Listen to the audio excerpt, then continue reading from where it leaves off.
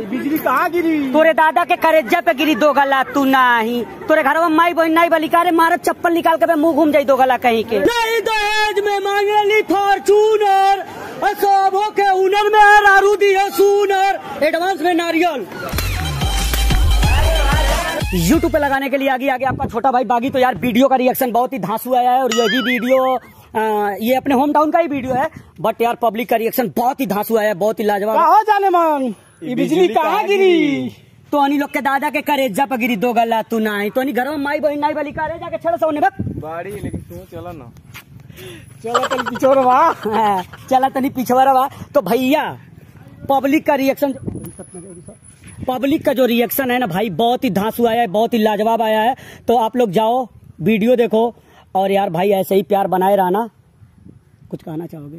लाइक, comment, share, subscribe. तुम भी कुछ कहना चाहोगे? चाचा काजल नहीं बा,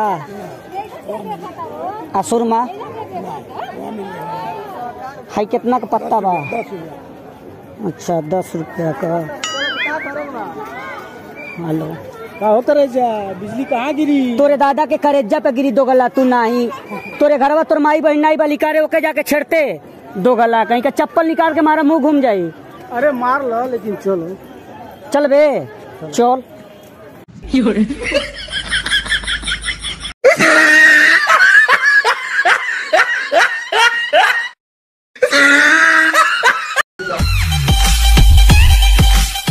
भोला पूजी राउर गोड़ चाहिए चंदा चकोर, नहीं दहेज में चाहिए फॉर्चूनर, सबों के हुनर में हरारू दिया सूनर, सबों के हुनर में हरारू चाहिए सूनर।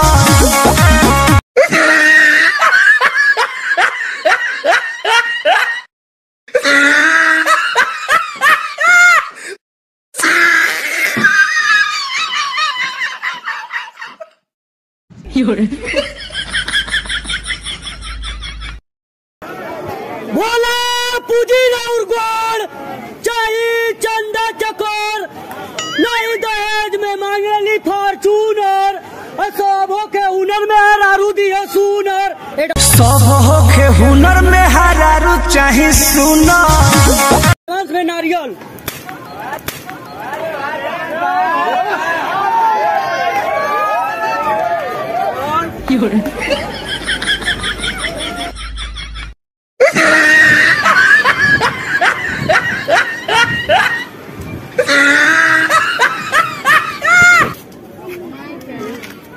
चाची नाखून पॉलिश बा, तनी दिखाई।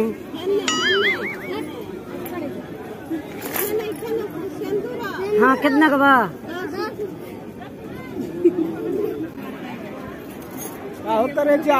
बिजली कहाँ गिरी? तोरे दादा के करेजा पे गिरी दो गला, तू नाही। तोरे घर में माई बहन नहीं बलिका रे, मारत चप्पल निकाल के मुंह घूम जाई दो गला कहीं के। मार लो, लेकिन चलो चल बे चलो, चल हेने चल।